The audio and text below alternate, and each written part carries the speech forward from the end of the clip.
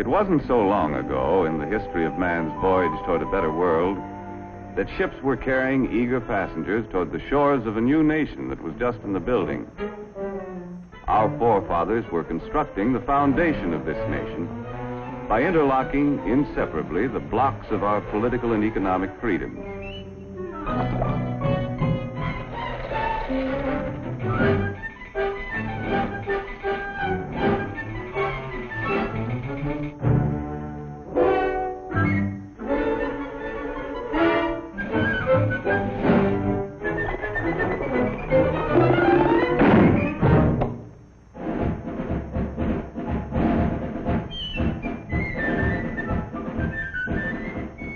Life our forefathers established on this foundation of freedoms drew people from the far corners of the earth, and all those who set foot on these shores had the opportunity to build a better life for themselves.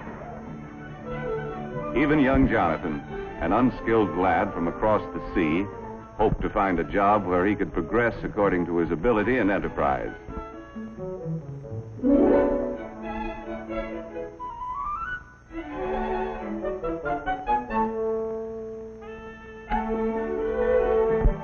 As the years passed, Jonathan's earnings increased, but he still felt that for a man of his skill, it was about time for another raise. Mr. Blessgravy, am I not the best crown rounder and brim trimmer in ye business? Then verily, methinks I am worth more moolah. That you are, Jonathan. I'm sorry, lad. No raise, Mr. Blessgravy? I quit. Sales and profits down. Phooey. I could run ye business better myself. Hey, why not? My own business. All you need's a little capital, a little push, and an idea. Yeah, an idea. Let's see. So I said to him, I wouldn't wear that hat to a dog fight. Why, there isn't a decent hat in the entire village. And such prices. Imagine paying that much for a poke bonnet. Why, it was an awful thing. Why not? Women's hats. My own business.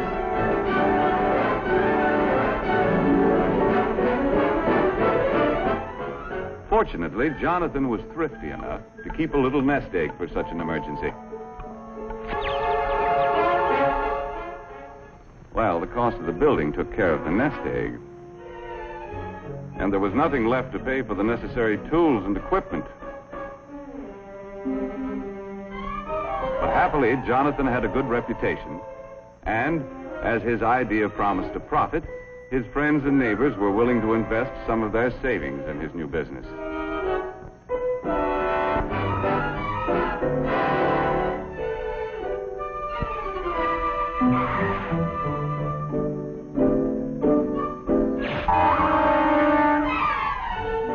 In the nick of time, an enterprising chap showed up with the raw materials to make hats.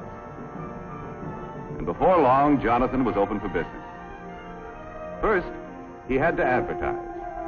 Shop at Bonton, it's the spot. 12 new hat styles, that's a lot. Ladies, get that new hat thrill. 30 days to pay your bill. As an expert salesman, Jonathan demonstrated the superior style and quality of his product. He set a price for his creations that the consumer was willing to pay, and sales dollars poured in from satisfied customers. Jonathan had big dreams of the wonderful rewards of being in business for himself. But before he could buy what he wanted, his employees' wages had to be paid. He had to pay taxes.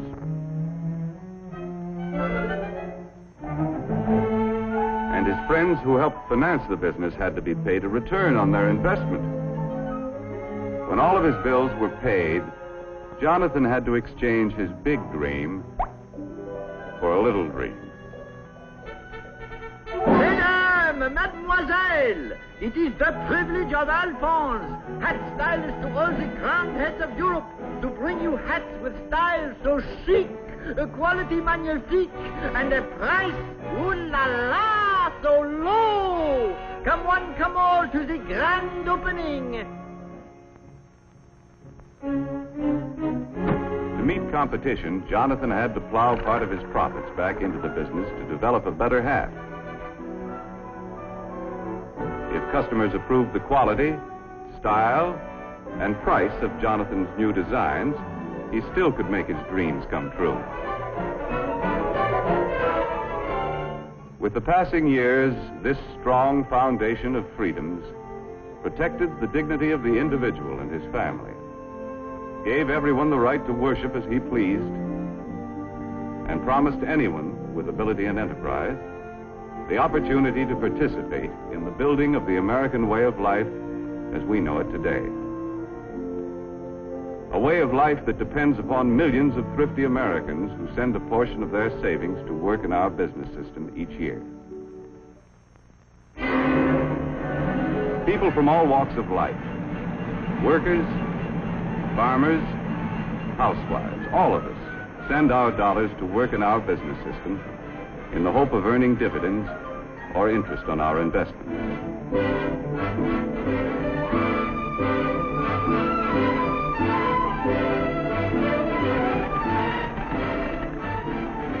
Anyone who has an insurance policy, a bank deposit, or a share of stock is helping to finance our business system. A constant stream of savings dollars must flow into big and small business each year. These dollars help to buy the land, the buildings, the tools and equipment, and create new job opportunities for our expanding population. The goods we produce are distributed to main streets all over the country. While the Main Street of today doesn't look much like the Main Street of Jonathan's time, the principles of our business system remain the same. For businessmen still compete with one another for the consumer's supply of spendable dollars. And Mrs. Consumer is still mighty critical of everything she buys.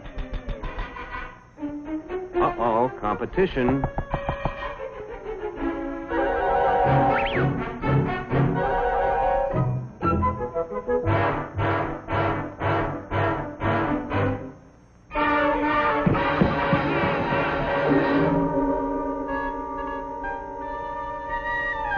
The management of every business has a continuing problem: to improve their product to stay ahead of competition, or else.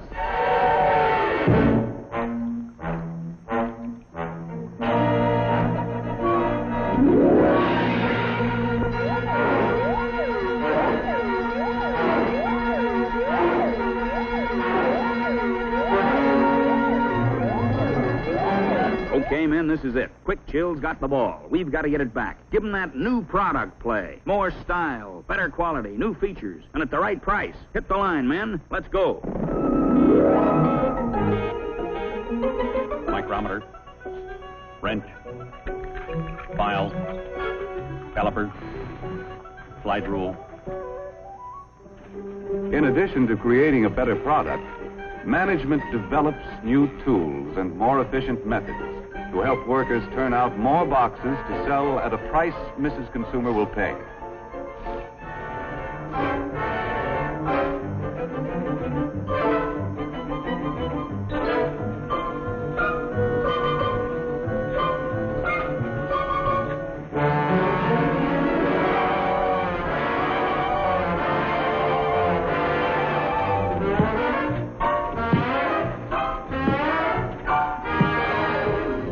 New features about this better product are advertised to point out its competitive advantages.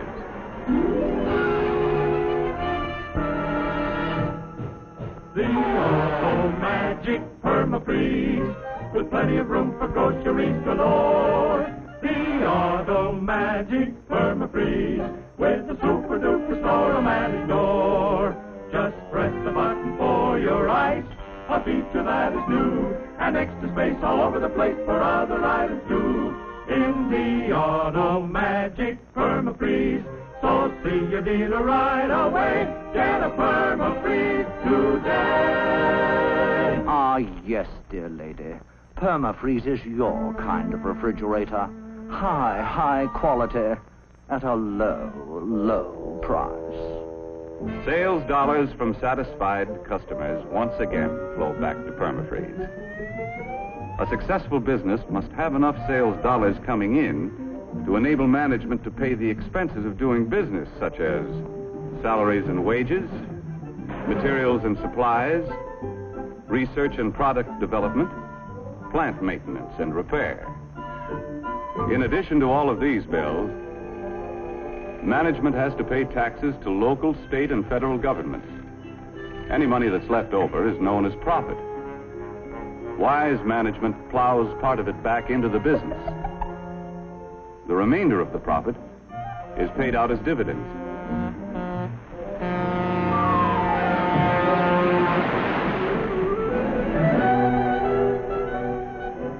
These dividends are sent back to investors as a reward for risking their savings in the American business system. Although occasionally some of us pick a lemon and have to take a loss. The constant investment of our savings through good times and bad has enabled our competitive business system to continue to increase the production of more and better goods to meet the demands of our rising population for a better standard of living. For example, it was only a little more than half a century ago that the average worker had only inefficient tools to help him turn out a product. Low production meant low wages. In 1900, many men had to work 10 hours a day, 6 days a week, to earn enough money to provide their families with the bare essentials. Hand labor was the rule in the home as well as the factory. In many families, the youngsters had to work to add their earnings to the family budget and forego the opportunity to get an education. And with most families in those days, the standard of living left much to be desired. A half-century later, we had invested enough in our business system to provide the average worker with efficient and expensive buildings and machinery to enable him to produce enough in a 40-hour week to earn twice as much as the 1900 worker earned in a 60-hour week. This shorter work week gives us all more leisure time to enjoy a standard of living beyond the wildest dreams of anyone who lived a half-century ago. The more we earn, the more our families have to spend for the things they need and want. Young people today have leisure time for fun and enjoy educational opportunities denied their fathers and grandfathers.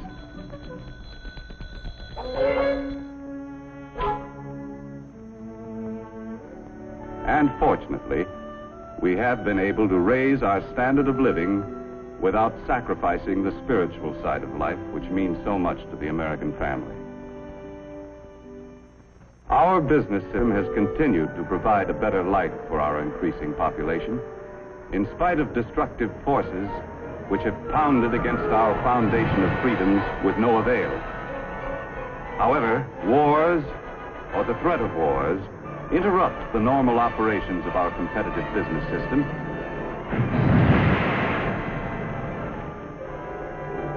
and may result in government controls which crack essential blocks in our foundation of freedoms.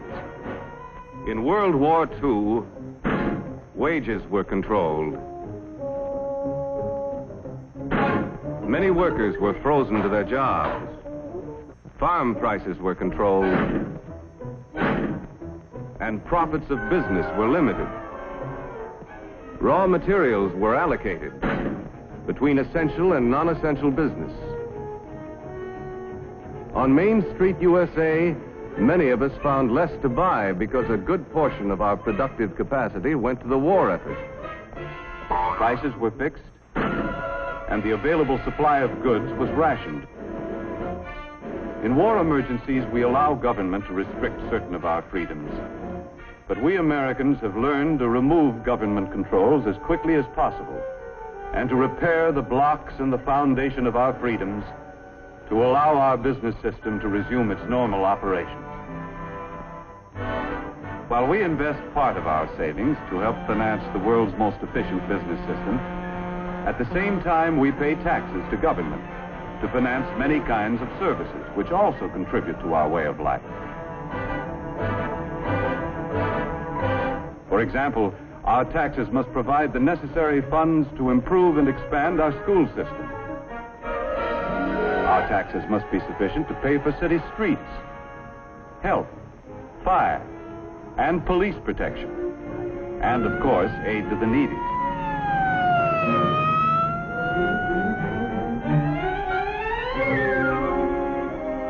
Our state taxes help pay for highways, educational institutions, and, among other things, help to finance important experiments to increase the productivity of our farms. Our federal taxes pay for irrigation and reclamation projects, for national parks, postal services, the Weather Bureau, and many other services. Our taxes have to pay for the enormous cost of past wars and provide the funds for a defense program which will ensure the safety of our country. In addition, all of us should be willing to pay whatever taxes are necessary to enable efficient government to improve or expand any essential service. But with our present tax load, we should avoid pressuring government for any new services that aren't absolutely necessary. Because we all know the more our government provides, the more taxes it's forced to collect.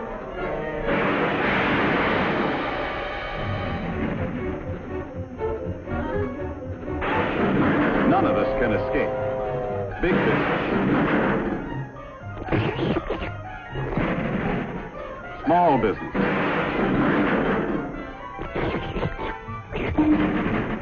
farmers,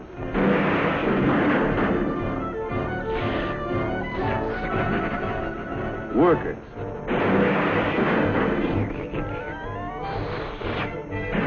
housewives, and all of us have to pay our share. Demanding more and more from government could create a tax burden heavy enough to crack essential blocks in the foundation of our business system. Therefore, we shouldn't let our taxes reach a point where they destroy our ability to save and invest. For, as we have seen, our rising standard of living depends upon a constant flow of savings dollars into our business system each year.